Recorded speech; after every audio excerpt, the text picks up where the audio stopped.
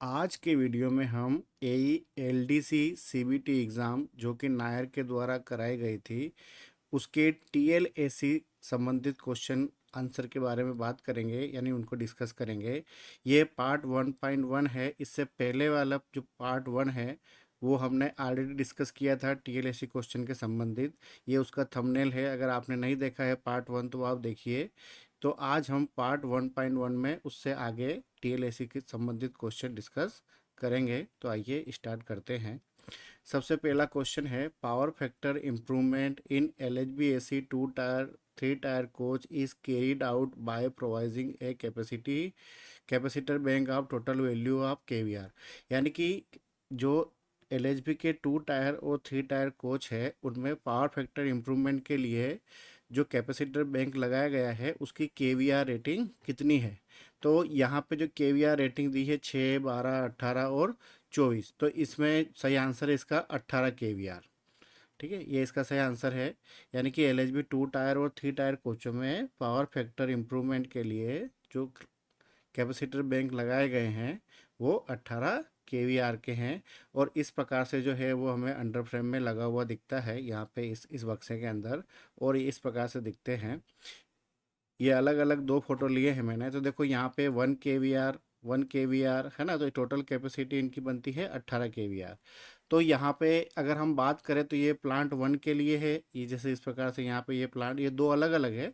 तो ये प्लांट 1 के लिए है, ये प्लांट 2 के लिए, यानी टोटल कितने हैं 5 + 5 यानी कि 10 कैपेसिटर लगे हैं। 2 ब्लोअर के लिए, 4 कंडेंसर के लिए और 4 कंप्रेसर के लिए। क्योंकि हम जानते हैं कि एक आरएमपीयू में 5 मोटर सर्किट होते हैं, तो इसलिए हमको एक प्लांट के लिए 5 कैपेसिटर लगाना पड़ते हैं। क्योंकि हमारा जो लोड होता है प्लांट का वो इंडक्टिव लोड हो जाता है, और वहाँ पे जहाँ पे भी इंडक्टिव लोड होता है वहाँ पे पावर फैक्टर लो होता है। तो पावर फैक्टर इम्प्रूवमेंट के लिए जो है हम कैपेसिटर बैंक लगाते हैं।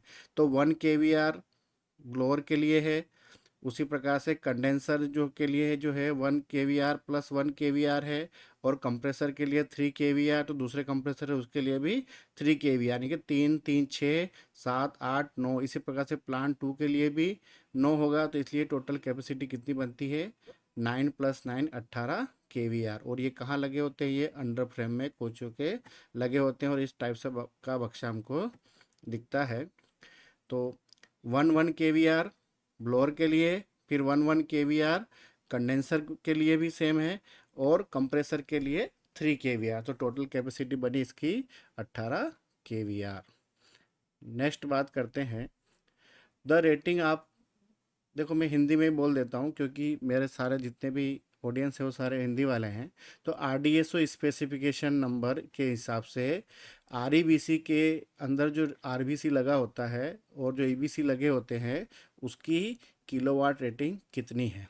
देखो यहाँ पे बहुत ज़रूरी है, आप जब भी क्वेश्चन पढ़ो तो उसमें हमेशा ध्यान रखना, अगर तो उसमें आरईबीसी मेंशन किया है क्वेश्चन के अंदर तो इसका मतलब ये होगा कि वहाँ पे आरबीसी की कैपेसिटी अलग हो जाएगी। और अगर आरईबीसी मेंशन नहीं किया है और यही पूछा है केवल कि कोचों में लगे आरबीसी की कैपेसिटी कितनी है ना, तो वहाँ पे कैपेसिटी अलग हो जाएगी। तो अब यहाँ पे वो आरईबीसी के अंदर जो है आरबीसी और ईबीसी की कैपेसिटी पूछ रहा है, तो उसके हिसाब से आंसर बनेगा इसका 4.5 एंड 2.5, यानी कि 4.5 किलोवाट का जो है वो आरबीसी सर्किट होता है, और 2.5 का जो है वो इमरजेंसी सर्किट होता है। आरबीसी का मतलब होता है रेगुलेटेड बैटरी चार्जर, और ईबीसी का मतलब होता है इमरजेंसी बैटरी चार्जर। तो पहले क्या होता था कोचों में कि ईबीसी अलग होता था, एसी कोचों में आरबीसी अलग लगता था, है ना। लेकिन अभी क्या किया है कि यूनिवर्सल बना दिया गया है, और उस प्रकार से जो है हमको ये दिखता है। इसको आरईबीसी हम बोलते हैं। इसी के अंदर जो है आरबीसी सर्किट भी है और ईबीसी सर्किट भी है। तो जब इंडिविजुअल लगते थे यानी कि आरबीसी और ईबीसी अलग अलग होते थे, तब आरबीसी की कैपेसिटी होती थी 4.5 किलोवाट। ठीक है, सॉरी 6.5 किलोवाट, है ना। लेकिन जब वो इस आरईबीसी के अंदर लगता है सर्किट आरबीसी और ईबीसी, तो वहाँ पे कैपेसिटी बनेगी 4.5 किलोवाट और 2.5 किलोवाट। यानी कि अगर वो क्वेश्चन में आरईबीसी मेंशन नहीं करता है तो तो आरबीसी की कैपेसिटी कितनी बनेगी 6.5 किलोवाट, और जो ईबीसी है वो सेम ही है 2.5 किलोवाट का। लेकिन अगर वो क्वेश्चन में आरईबीसी मेंशन करता है तो वहाँ पे क्वेश्चन आंसर हो जाएगा हमारा 4.5 किलोवाट और 2.5 किलोवाट। यानी कि ये जो आपको आरईबीसी दिख रहा है ये सामने की तरफ, ये नॉन एसी कोच और एसी कोच एलएचबी के दोनों में ये लगा होता है और अंडर फ्रेम में होता है। तो ये यूनिवर्सल बना दिया है आजकल, यानी कि अब हमको कोच में दो अलग अलग आरबीसी और ईबीसी लगाने की ज़रूरत नहीं है, यानी कि इसी के अंदर दोनों सर्किट दे दिए गए हैं। तो इसी को हम REBC बोलते हैं, यानी कि रेगुलेटेड कम इमरजेंसी बैटरी चार्जर। यानी कि इसके अंदर दो सर्किट है, RBC और EBC। तो REBC की कैपेसिटी यहाँ पे कितनी है 4.5 किलोवाट, और REBC की में EBC की कैपेसिटी है 2.5 किलोवाट। और अगर वो पूछता है कि आरबीसी और ईबीसी की कैपेसिटी कितनी है, लेकिन वो क्वेश्चन में आरईबीसी मेंशन नहीं करता है, तो वहाँ पे हमारी कैपेसिटी ये हो जाएगी 6.5 किलोवाट एंड 2.5 किलोवाट। उम्मीद है कि आपको मैं जो समझा पा रहा हूँ वो समझ में आया होगा कि जो आरईबीसी होता है इसके अंदर दो सर्किट होते हैं, आरबीसी और ईबीसी, यानी कि रेगुलेटर बैटरी चार्जर और इमरजेंसी बैटरी चार्जर। तो उनकी जो कैपेसिटी है वो है 4.5 एंड 2.5 किलोवाट। नेक्स्ट क्वेश्चन है, एक एलएचबी रैक में सेफ्टी लूप कंट्रोल वोल्टेज पर कार्य करता है। यानी कि जो सेफ्टी लूप होता है वो कितने वोल्टेज पर कार्य करता है, 220 वोल्ट, 110 वोल्ट, 110 वोल्ट डीसी, यहाँ ऐसी था, और 24 वोल्ट डीसी। तो हमने पिछले वाले वीडियो में भी बात किया था पार्ट 1 में कि जो हमारा फीडर होता है उसके साथ जो है दो वायर और चलते हैं, है ना। तो यहाँ पे पहले हम आंसर की बात करते हैं 24 वोल्ट डीसी। तो देखो ये पिछले वीडियो में हमने क्या बात किया था कि जो हमारे फीडर है वो कोच के नीचे थ्रू आउटली एंड टू एंड तक चलते हैं। तो इसमें दो पतले वायर चलते हैं, जिसको हमने यहाँ पे देखो ब्राउन सेफ्टी लूप के वायर कितने हैं 6 स्क्वायर के, है ना। तो ये C1 है और ये C2 के नाम से जाना जाता है। तो C1 मतलब कि जिसमें सप्लाई जाएगी, यानी कि जैसे ये पावर कार है, ये वर्किंग में है, तो यहाँ से एक सप्लाई निकलेगी और वही सप्लाई लास्ट के पावर कार से घूम के वापस जो है इसी पावर कार में आ जाएगी। तो इसी को हम बोलते हैं सेफ्टी लूप। तो सेफ्टी लूप से हमको ये कंफर्म होता है कि हमारा जो सर्किट है वो कंप्लीट है, उसमें कहीं कोई ब्रेक नहीं है। कई बार क्या होता है कि जैसे कपलर गिर गया, ट्रेन पार्टिंग हो गई, तो वहाँ पे हमारा सर्किट ब्रेक हो जाएगा और फीडर जो है वो अपने आप सप्लाई उसकी बंद हो जाएगी, यानी कि पावर कार के अंदर जो प्रोविज़न है, ठीक है, वो फीडर की सप्लाई को बंद कर देगा, है ना। तो ये इसीलिए इसको हम बोलते हैं सेफ्टी लूप, क्योंकि ये सेफ्टी प्रोवाइड करता है कि हमारा जो सर्किट है वो बिल्कुल ही क्लोज है, और हमको पता है कि क्लोज सर्किट में ही हमारी सप्लाई फ्लो होती है। तो इसके अंदर जो सप्लाई जाती है पावर कार से जाती है, और वो जाती है 24 वोल्ट डीसी। और ये कितने साइज़ के वायर होते हैं, ये होते हैं 6 स्क्वायर के। और जो हमारा आईवी कपलर होता है, जेडएस कपलर, उसके अंदर जो 7 नंबर और 10 नंबर की जो पिन होती है पतली वाली, ये ही सेफ्टी लूप की पिन कहलाती है। इसलिए उसको C1 C2 के नाम से भी हम जानते हैं। C1 यानी कि 7 नंबर से सप्लाई जाएगी और लोड के वापस C2 यानी कि 10 नंबर से आएगी, तो इसी को हम बोलते हैं सेफ्टी लूप। तो इसका सही आंसर होगा 24 वोल्ट डीसी सप्लाई जो है वो सेफ्टी लूप में चलती है। और जो RYB है इसकी साइज़ 150 स्क्वायर है, और जो न्यूट्रल है वो 95 स्क्वायर है, और जो अर्थ का वायर होता है वो 70 स्क्वायर होता है। नेक्स्ट क्वेश्चन है, इसमें से कौन सा voltage HOG LHB AC coach में उपलब्ध नहीं है, ठीक है। तो देखो यहाँ पे 110 वोल्ट AC अवेलेबल है, कहाँ पे अवेलेबल है, ये अवेलेबल है मोबाइल चार्जिंग सर्किट में। 110 वोल्ट DC ये भी अवेलेबल है, क्योंकि हमारे जितने भी कॉन्टेक्टर है, कंट्रोलिंग कॉन्टेक्टर, है ना, RM माइक्रो प्रोसेसर वगैरह सभी 110 वोल्ट पे ऑपरेट होता है। तो इसका मतलब 110 वोल्ट डीसी भी हमारे पास है। 24 वोल्ट डीसी भी है, क्योंकि एलपी एचपी के लिए हम 24 वोल्ट डीसी का यूज़ करते हैं, इसका मतलब ये भी है। 24 वोल्ट एसी हमारे एलएचबी एसी कोच में उपलब्ध नहीं है। कौन सी उपलब्ध नहीं है, 24 वोल्ट एसी। तो इसका सही आंसर क्या होगा, 24 वोल्ट एसी जो है एलएचबी एसी कोचों में उपलब्ध नहीं है। नेक्स्ट क्वेश्चन है, power rating of 750 volt oblique 415 volt transformer used in a general second class non AC LHB coach, यानी कि जो नॉन एसी एलएचबी कोच होता है उसके अंदर जो पावर ट्रांसफार्मर यूज किया गया है उसकी रेटिंग कितनी है। तो उसकी रेटिंग 5, 6, 9, 12। तो इसका सही आंसर होगा 9 केवीए, है ना। अगर हम एसी कोच की बात करें तो उसके अंदर 60 केवीए का जो है मेन पावर ट्रांसफार्मर लगा होता है और वो 750 वोल्ट को 415 में कन्वर्ट करता है। लेकिन यहाँ पे नॉन एसी कोच की पूछ रहा है तो उसके अंदर लगा है 9 केवीए का। इस प्रकार से जो है ट्रांसफार्मर दिखता है ये, और ये अंडर फ्रेम में लगा होता है। अगर हम एसी कोच की बात करें तो वो 750 को 415 में कन्वर्ट करता है, लेकिन यहाँ पे जो है नॉन एसी कोच में जो 9 केवी का ट्रांसफार्मर लगा है इसके दो आउटपुट निकलते हैं, एक 415 वोल्ट और एक 190 वोल्ट, जिसका यूज़ हम मोबाइल चार्जिंग सॉकेट के लिए करते हैं या मोबाइल चार्जिंग के लिए करते हैं। तो क्वेश्चन का आंसर हुआ 9 केवीए ट्रांसफार्मर जो है वो लगा होता है, और ये इस प्रकार से कोच के नीचे अंडर फ्रेम में हमको लगा हुआ दिखता है। नेक्स्ट क्वेश्चन है, एलएचबी कोच के भीतर रिलेटिव ह्यूमिडिटी से ज़्यादा होने पर आरएमपीयू डीह्यूमिडिफिकेशन मोड में कार्य करना चालू कर देता है।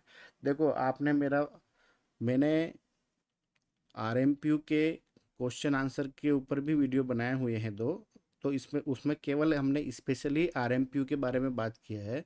तो अगर आपने नहीं देखे तो फिर देखिए, तो आपको और भी आइडिया चल जाएगा और आपके जो रिलेटिव क्वेश्चन है वो भी क्लियर हो जाएंगे। तो यहाँ पे उसमें हमने बात किया था कि जो ह्यूमन बॉडी के लिए जो कंफर्ट ह्यूमिडिटी होती है वो होती है 40 से लेके 60% तक। अब 40 से लेके 60% के बीच में अगर ह्यूमिडिटी है तो ह्यूमन बॉडी को कंफर्ट महसूस होता है, लेकिन जैसे ही उसके ऊपर ह्यूमिडिटी बढ़ती है तो क्या होगा, है ना। तो यहाँ पे 60% के ऊपर, है ना, तो 60% के ऊपर जो है क्या बोल रहा है कि एलएचबी कोच के किससे ज़्यादा होने पर डिह्यूमिडिफिकेशन मोड शुरू हो जाता है।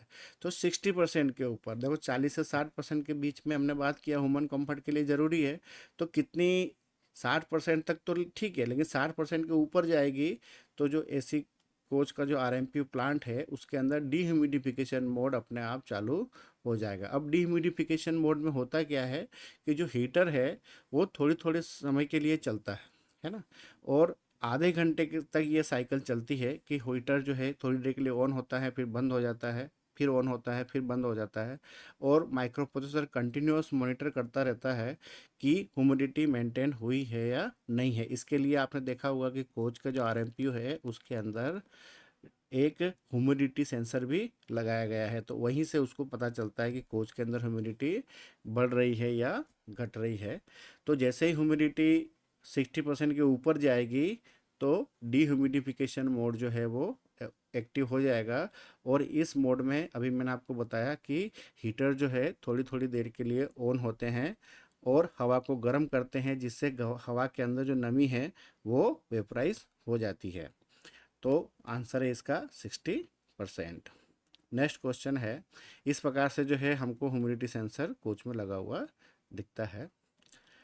ESTI फ्यूजिबल लिंक कार्ट्रिज द्वारा से सुरक्षा की जाती है। देखो ये क्वेश्चन कई बार आया है ना, कि जो ESTI फ्यूजिबल लिंक कार्ट्रिज है वो किससे सुरक्षा प्रदान करता है। तो वो excess temperature in heater, earth fault, high pressure in refrigerant pipeline, या over voltage in DG set.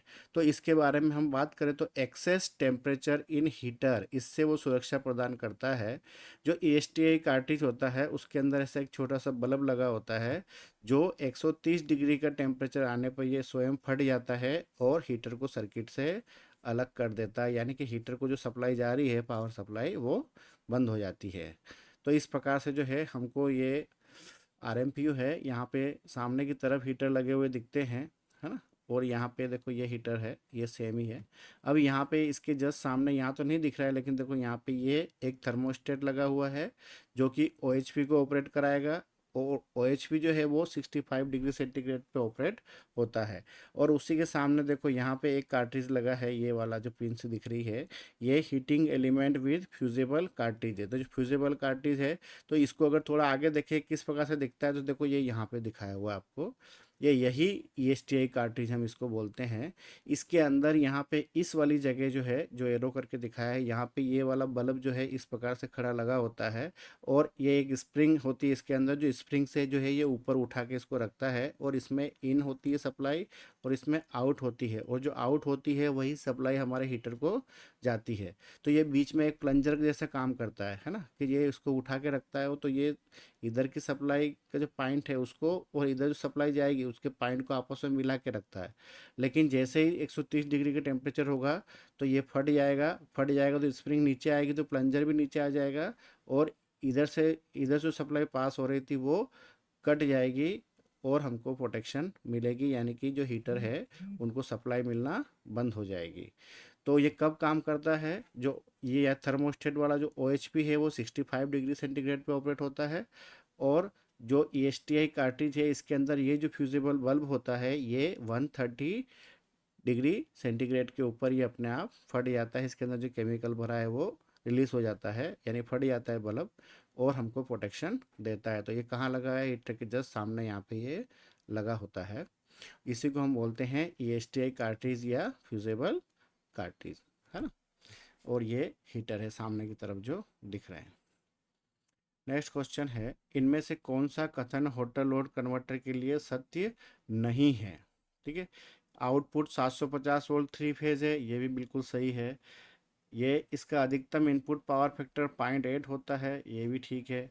इसकी पावर रेटिंग 500 kV है, ये भी ठीक है। इसके आउटपुट में हार्मोनिक्स को कम करने के लिए LC फिल्टर लगा है, ये सही नहीं है। तो इसका सही आंसर होगा डी।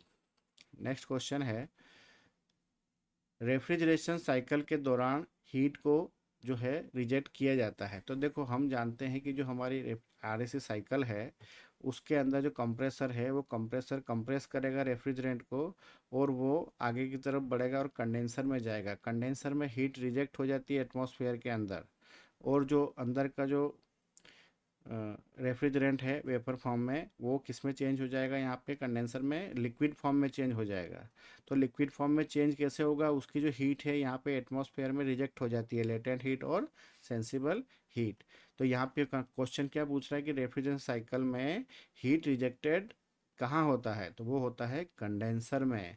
और जो इवोपरेटर है, जो ठंडी कोयल जिसको हम बोलते हैं या कूलिंग कोयल बोलते हैं, तो यहाँ पे हीट ऐड होती है, यानी कि ये हमारा जो कमरा है या कोच है, कोच में ये इवोपरेटर है, तो ये रिटर्न हवा जो आती है उसका जो टेम्परेचर है ज़्यादा होता है, यहाँ से जो हवा जाएगी कोच में उससे, तो ये रिटर्न हवा की जो हीट है उसको ये एब्जॉर्ब करेगा, और यहाँ पे हीट ऐड होगी, यानी कि रेफ्रिजरेंट में यहाँ पे क्या हो गई, हीट ऐड हुई, और यहाँ पे हीट रिजेक्ट हुई। हीट कहाँ ऐड होती है, इवोपरेटर में। ठीक है, और जो रेफ्रिजरेंट है वो लिक्विड से वेपर में बनेगा, और वेपर को ये कंप्रेस करेगा, फिर कंप्रेसर से जो वेपर है वो हाई प्रेशर हाई टेम्परेचर में कंडेंसर में जाएगी, कंडेंसर में हीट रिजेक्ट होगी, वो लिक्विड बनेगी, एक्सपेंशन वाल्व के थ्रू फिर वो कूल ठंडी होगी, और फिर यहाँ इवोपरेटर में जाएगी, यहाँ से फिर वो हीट को लेगा। तो इस प्रकार से साइकिल कंटिन्यूस चलती रहती है, यहाँ पे हीट ऐड होती है और यहाँ पे हीट रिजेक्ट होती है। तो इसका सही आंसर होगा कंडेंसर। नेक्स्ट क्वेश्चन है, what is the voltage rating of the WRA motor in LHB coach. देखो WRA किसको बोलते हैं, मैंने आपको पिछले वीडियो में हमने बात किया था कि WRA का फुल फॉर्म क्या है ना। तो इसमें पूछ रहा है कि WRA के अंदर जो वोल्टेज रेटिंग है वो क्या है मोटर की, तो वो है 415 वोल्ट AC 3 फेज। तो पहला आंसर इसका सही है। और WRA हम किसको बोलते हैं, वो हम बोलते हैं पंप को। ठीक है, तो ये जो पंप की मोटरें हैं ये 415 वोल्ट AC 3 फेज पे कार्य करती है, और 0.5 HP के ये दो पंप लगे होते हैं। तो ये कहाँ लगे हैं, कोच में अंडर फ्रेम में लगे हैं, और कितने वोल्ट सप्लाई से ऑपरेटेड है, 415 volt AC 3 phase. Next question है, in LHB coach each RMPU has fresh air filter, यानी कि एक एलएचबी के आरएमपीयू में कितने फ्रेश एयर फिल्टर लगे हैं। तो देखो अगर हम पूरे कोच की बात करें या तो उसके अंदर 6 सेंसर लगे होते हैं, है ना। तो 6 सेंसर लगे होते हैं, ठीक है। तो यहाँ पे कौन कौन से सेंसर है, देखो मैं पहले सेंसर के बारे में बता रहा हूँ। 2 fresh air sensor, 2 return air sensor, 2 supply air sensor और एक ह्यूमिडिटी सेंसर, है ना। तो यहाँ पे क्या पूछ रहा है कि एक एलएचबी कोच के प्रत्येक आरएमपीयू में फ्रेश एयर फिल्टर कितने हैं। तो 2 फ्रेश एयर फिल्टर लगे होते हैं एक आरएमपीयू में, और पूरे कोच की बात करता है तो 4 फ्रेश एयर फिल्टर। और अगर सेंसर की बात करता है तो पूरे कोच में 2 फ्रेश एयर सेंसर होते हैं, 2 supply air sensor, 2 return air sensor, ठीक है, और एक ह्यूमिडिटी सेंसर। नहीं, टोटल सेंसर 7 है, और लेकिन यहाँ पे वो पूछ रहा है कितने फ्रेश एयर फिल्टर हैं। तो 2 फ्रेश एयर फिल्टर एक आरएमपीयू में लगे होते हैं। और अगर पूरे कोच की बात करता है वो, तो वहाँ पे बात होगी तो वहाँ पे 4 फ्रेश एयर फिल्टर रहेंगे ईच आरएमपीयू, यानी कि एक की बात कर रहा तो आंसर होगा उसका 2। नेक्स्ट क्वेश्चन है, fire detection and suppression system FDSS in LHB power car and pantry car has. देखो ये fire detection and suppression system जो है केवल 2 ही उसमें लगाया गया है, पेंट्री कार में और एक पावर कार में। और जो कोच है उनके अंदर एफडीएस लगाया गया है, फायर डिटेक्शन सिस्टम। तो जो fire detection and suppression system है उसके अंदर एक नाइट्रोजन का सिलेंडर होता है, और 2 जो जिसको हम बोलते हैं डिस्टिल वाटर, उसका सिलेंडर होता है। इसकी कैपेसिटी जो है वो है 50 लीटर, और ये है 80-80 लीटर के 2। तो ये क्या करते हैं कि जैसे ही आग या डिटेक्ट होगी, हीट डिटेक्ट होगी, तो ये क्या करेंगे कि ऑक्सीजन जो है डिस्टिल वाटर के साथ, यानी कि जो ये डिस्टिल वाटर है ना, इसके साथ जो है वो मिक्स होके एक समझ लो कि फाउंटेन टाइप का होता है अंदर, मिक्स फव्वारा टाइप से चलेंगे। तो किस प्रकार से चलते हैं, फव्वारा टाइप छूटता है और वो कोच को ठंडा करेंगे। यानी कि fire detection and suppression system का काम क्या है कि जब भी कोई हीट डिटेक्ट होगी या फायर डिटेक्ट होगी तो ये जो है छिड़काव करेंगे पानी का, लेकिन किसकी मदद से, नाइट्रोजन की मदद से। तो यहाँ पे नाइट्रोजन और पानी होता है डिस्टिल वाटर, ठीक है। ये डिस्टिल वाटर के सिलेंडर है, और ये जो है नाइट्रोजन का सिलेंडर है। इसकी कैपेसिटी 50 लीटर है, और ये 80-80 लीटर के हैं। तो आंसर होगा nitrogen and water. Next question है, एलएचबी एसी कोच में प्री कूलिंग किसके द्वारा की जाती है। तो लोकल मेन सप्लाई 415 वोल्ट के लिए, तो यही आंसर इसका सही है, ठीक है। नेक्स्ट क्वेश्चन है, यानी कि जो प्री कूलिंग है वो 415 वोल्ट से की जाती है, ठीक है। अब ये बाकी ऑप्शन क्यों सही नहीं है, तो मैं भी थोड़ा आपको ये बता देता हूँ। देखो यहाँ पे बात कर रहा है वो, पावर कार या होटल लोड कन्वर्टर में 750 वोल्ट फीडर सप्लाई या लोकल मेंस से 750 वोल्ट की सप्लाई। तो देखो लोकल मेंस में कभी भी 750 वोल्ट की सप्लाई नहीं है ना। इसलिए यहाँ पे यह आंसर भी गलत हो गया। दूसरा है, पावर कार से 750 वोल्ट फीडर सप्लाई या होटल लोड कन्वर्टर से 415 वोल्ट सप्लाई। तो देखो यहाँ पे भी 415 वोल्ट होटल लोड में नहीं होती है, इसलिए ये भी गलत है। और लोकल मेन से 230 वोल्ट सप्लाई, लोकल मेंस में हम कभी भी 230 वोल्ट सप्लाई नहीं देते हैं, तो ये भी ऑप्शन गलत है। तो इसका सही आंसर होगा 415 वोल्ट सप्लाई जो है वो हम यूज़ करते हैं, जिसको हम बोलते हैं एलएमएस, यानी कि local main supply. Next question है, for full output of 4.5 kilowatt 120 volt non AC coach alternator speed required. तो फुल आउटपुट देगा वोल्टेज का, तो कब देगा, कौन से अल्टरनेटर की बात कर रहा है, 4.5 किलोवाट अल्टरनेटर की। तो 4.5 किलोवाट का अल्टरनेटर हमने पिछले वीडियो में बात किया था कि वो किस में लगा होता है, नॉन एसी कोचों में लगा होता है, जिनको हम टीएल कोच बोलते हैं। और जो एसी कोच है उसमें 25 किलोवाट के 2 अल्टरनेटर लगे होते हैं। तो यहाँ पे 357 आरपीएम ये कर्टिन स्पीड होती है, ये हम जानते हैं। 600 आरपीएम जो है ये इसकी एमएफओ होती है ना। तो मैक्सिमम पुल्ड आउटपुट जो है वो 600 आरपीएम पे मिलता है। किसके लिए बात कर रहा है वो, 4.5 किलोवाट की बात कर रहा है, तो वहाँ पे आएगा 600 आरपीएम, ठीक है। ये इसका आंसर है। अभी देखो इसका जो टेक्निकल पैरामीटर है वो मैं आपको दिखाता हूँ। तो ये 4.5 किलोवाट का अल्टरनेटर है जो कि 600 आरपीएम पर फुल आउटपुट देना लग जाता है और 357 पे जो है ये इसकी कटिंग स्पीड होती है। और ये 25 किलोवाट का अल्टरनेटर है जो कि एसी कोचों में लगा होता है। कितने बेल से ड्राइव करता है अगर ये भी पूछता है तो ये 1 2 3 4 है इसके ऊपर ग्रुप, तो ये 4 बेल से ड्राइव करेगा 4.5 किलोवाट का अल्टरनेटर। और ये जो है 6+6 यानी कि 12 बेल से ये ड्राइव करेगा। तो देखो इसका टेक्निकल पैरामीटर क्या है, ये देखिए आपके सामने, ये 4.5 किलोवाट का है इस साइड और ये 25 किलोवाट का है। तो रेटिंग 120 वोल्ट, आउटपुट करंट है 37.5 एम्पियर। उसी प्रकार से ये जो अल्टरनेटर है 130 वोल्ट जनरेट करेगा और 193 एम्पियर जो है इसका आउटपुट करंट है। फैक्ट्री सेट 1500 आरपीएम से 128.5 वोल्ट है ना, इसका भी 128.5 वोल्ट हाफ लोड पर। अभी एफिशिएंसी है हमारा जो इसमें पॉइंट है वो क्या था कि कितने पे कट इन स्पीड की अभी हमने बात किया था 357। अगर वो इसकी पूछता है 25 किलोवाट का तो 400 आरपीएम। यहाँ एम एफ ओ के बारे में उसने पूछा यानी कि मैक्सिमम फुल आउटपुट, तो ये है 600 आरपीएम। यही आंसर उसका सही था क्वेश्चन का।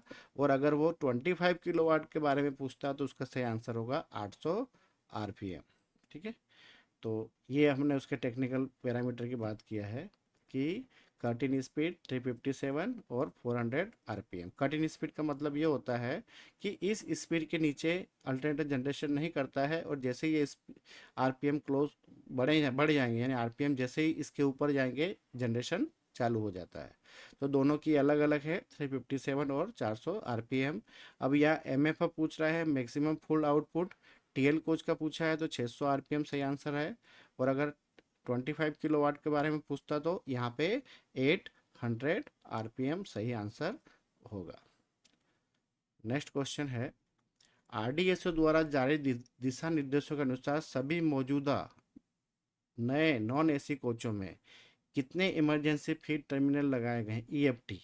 तो जो ईएफटी है इमरजेंसी फीड टर्मिनल, उसका यूज़ हम कब करते हैं, जब हमको कोच में कोई प्रॉब्लम है और हेल्दी कोच से सप्लाई हमको कोच में फीड करना है, या हमारा हेल्दी कोच है उससे किसी दूसरे कोच में सप्लाई को फीड करना है। यानी कि इमरजेंसी में सप्लाई को लेने और देने के लिए जो है हम ईएफटी का यूज़ करते हैं। और वो कहाँ लगे होते हैं, एंड वाल के ऊपर लगे होते हैं।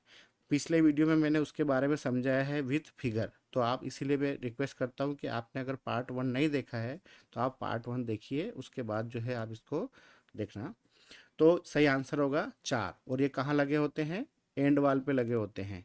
एक एंड वाल पे 2 लगे होते हैं और दूसरे एंड वाल पे 2 लगे होते हैं, यानी कि टोटल 4 ईएफटी जो है वो लगे होते हैं। नेक्स्ट क्वेश्चन है, ये बात कर रहा है कि 25 केवी का जो इन्वर्टर होता है उसका इनपुट वोल्टेज कितना है। तो आईसीएफ जो कोच है ना, एलएचबी कोच की बात नहीं कर रहे हैं हम, आईसीएफ कोचों की बात कर रहे हैं जिसको हम कन्वेंशनल कोच भी बोलते हैं। उनके अंदर जो आरएमपीयू लगा होता है उसको जो ऑपरेटिंग वोल्टेज है दी जाती है वो है 415 वोल्ट एसी 3 फेज। लेकिन हम जानते हैं कि जो आईसीएफ कोच है उसके अंदर तो नीचे अल्टरनेटर लगा होता है, सेल्फ जनरेशन सिस्टम है उसमें, तो उसमें अल्टरनेटर पैदा करता है सप्लाई, और वही सप्लाई जो है एक ईआरआरयू या आरआरयू लगा होता है ना। तो जो कि 110 वोल्ट डीसी जो है हमको आउटपुट में प्रोवाइड करता है, और वही 110 वोल्ट डीसी जो है हम 25 केवीए के इन्वर्टर को देते हैं, और जो है वो 415 वोल्ट एसी 3 फेज में कन्वर्ट करता है। तब 110 वोल्ट डीसी इनपुट है और आउटपुट कितना है 415 वोल्ट एसी 3 फेज, जो कि आरएमपीयू के लिए हम यूज़ करते हैं। तो इसका सही आंसर क्या होगा, वो होगा 90 से लेके 140 वोल्ट डीसी इनपुट में हम देते हैं। यानी कि ये उसकी वोल्टेज की रेंज है इस इन्वर्टर की 25 केवीए कि 90 से 140 वोल्ट के बीच में अगर इसको वोल्ट सप्लाई मिल रही है तो ये काम करता रहेगा, और आउटपुट 415 वोल्ट एसी 3 फेज देगा, जो कि हम आरएमपीयू के लिए यूज़ करेंगे। ये किस कोचों में है, आईसीएफ एसी कोचों में। आईसीएफ यानी कि कन्वेंशनल कोच हम जिनको बोलते हैं। तो इसका सही आंसर है 90 से 140 वोल्ट डीसी। और आउटपुट कितना है तो 415 volt AC 3 phase. Next question है, एलएचबी कोच की प्रति आरएमपीयू आउटपुट हीटिंग क्षमता कितनी है। तो देखो प्रति आरएमपी पूछा है ना। ये देखो हमेशा ध्यान रखना है क्वेश्चन में आपको क्या पूछ रहा है, प्रति आरएमपी पूछ रहा है या पर कोच पूछ रहा है। ठीक है, तो प्रति आरएमपी पूछ रहा है तो अभी हमने ऊपर एक फिगर देखा था। ठीक है, तो उसमें जो हीटर लगे हैं सामने की तरफ लगे होते हैं तो 6 किलोवाट हीटर की कैपेसिटी होती है। तो एक आरएमपी में 6 किलोवाट हीटर है, और अगर 2 आरएमपी यानी पूरे कोच की बात करता है तो वहाँ 6 + 6 यानी कि 12 किलोवाट कैपेसिटी हो जाएगी हीटर की कोच के हिसाब से। लेकिन यहाँ एक आरएमपी पूछा है उसने, द आउटपुट पर आरएमपी है ना, तो पर आरएमपी यानी कि 6 किलोवाट। तो ये जो आपको फिगर दिख रहा है आरएमपी का, इसमें सामने की तरफ ये जो हीटर लगे हैं इनकी कैपेसिटी टोटल कितनी है, 6 किलोवाट। तो 2 आरएमपी लगे होते हैं कोच में, तो कोच के हिसाब से पूछता है तो 6 + 6 12 किलोवाट। तो इसका सही आंसर क्या होगा, 6 किलोवाट, क्योंकि यहाँ पे पर आरएमपी उसने पूछा है। और हीटर कहाँ लगे हैं आरएमपी में, ये सामने की तरफ जो है यहाँ पे लगे। नेक्स्ट क्वेश्चन है, नॉन एसी कोचों में वी बेल्ट की जकड़न की जांच। ठीक है, यानी कि जो नॉन एसी कोच होते हैं है ना, और जो एसी कोच होते हैं उनमें जो बेल्ट की टाइटनेस चेक की जाती है वो कितना वेट लटका के की जाती है। तो इसका सही आंसर होगा 4 kg वेट जो है बेल्ट के ऊपर लटकाते हैं और देखते हैं। ठीक है, टाइटनेस उसकी, तो इसका सही आंसर है 4 किलोग्राम, है ना। 4 किलोग्राम वजन जो है ये हम बेल्ट के ऊपर लटका के देखते हैं कि वो लूज तो नहीं हो रहा है या टाइट तो नहीं हो रहा है ना। तो 4 किलो इसका सही आंसर है। नेक्स्ट है, कौन सा कथन आदर्श रेफ्रिजरेंट का अवांछनीय गुण नहीं है, वांछनीय गुण नहीं है, मतलब डिजायर प्रॉपर्टी उसकी नहीं है। तो क्या नहीं है, low latent heat of vaporisation, low boiling point, low freezing point और नॉन टॉक्सिक। देखो नॉन टॉक्सिक तो होना चाहिए, यानी कि जहरीला नहीं होना चाहिए। फ्रीजिंग पॉइंट जो है उसका लो होना चाहिए, है ना, ये भी सही है। लो बॉइलिंग पॉइंट ये भी होना चाहिए। लो लेटेंट हीट ऑफ वेपोराइजेशन नहीं होना चाहिए। ठीक है, यानी कि लेटेंट हीट जो है उसकी काफ़ी अच्छी होना चाहिए। जितनी लेटेंट हीट अच्छी होगी उतना ही अच्छा हमको आउटपुट जो है रेफ्रिजरेंट का मिलता है, यानी कि उतना ही अच्छा जो है वो हीट को ट्रांसफ़र करता है और एब्जॉर्ब करता है। तो ये यहाँ पे क्या होगा, लो लेटेंट हीट ऑफ वेपोराइजेशन जो है ये आइडियल प्रॉपर्टी उसकी नहीं है, किसकी, रेफ्रिजरेंट की। तो सही आंसर होगा इसका low latent heat of vaporisation. Next है, दिनांक 13/6/2019 को चेयरमैन रेलवे बोर्ड की वीडियो कॉन्फ्रेंस के फलस्वरूप जारी MOM के निर्देशानुसार पावर कार के इंजन रूम में फायर सप्रेशन गोले लगाए जाना है, यानी कि जो फायर बॉल है वो कितनी लगाई जानी है। ठीक है, फायर बॉल हमको इस प्रकार से दिखती है, 6 लगी होती है और इस प्रकार से दिखती है, इस प्रकार से कोच में लगी हुई दिखती है। देखो मेरे हिसाब से आंसर इसका 6 है, क्योंकि मैंने कोच में 6 से ज़्यादा देखी नहीं है। लेकिन अगर आपको क्लियर इसका आंसर पता है, ये थोड़ा मेरा डाउटफुल आंसर है, लेकिन 100% में श्योर हो कि 6 ही लगी है। लेकिन फिर भी आप मुझे कमेंट करके बताना कि कितनी लगी है, आपने किसी कोचों में देखी है किसमें पावर कार, या यहाँ पावर कार की ही बात कर रहा है तो हम पावर कार की ही बात करेंगे कि उसके इंजन रूम में कितनी फायर बॉल लगी है। तो मेरे हिसाब से इसका जो करेक्ट आंसर है वो है 6। लेकिन आपके हिसाब से कितना है, तो ये क्वेश्चन आप भी मुझे बताइए, कमेंट करिए कि आपने कितनी फायर बॉल वहाँ पे लगी हुई देखी है। आपको वीडियो कैसा लगा, अगर अच्छा लगा हो तो लाइक करें, अभी तक सब्सक्राइब नहीं किया है तो सब्सक्राइब करें। मिलते हैं अगले वीडियो में, धन्यवाद।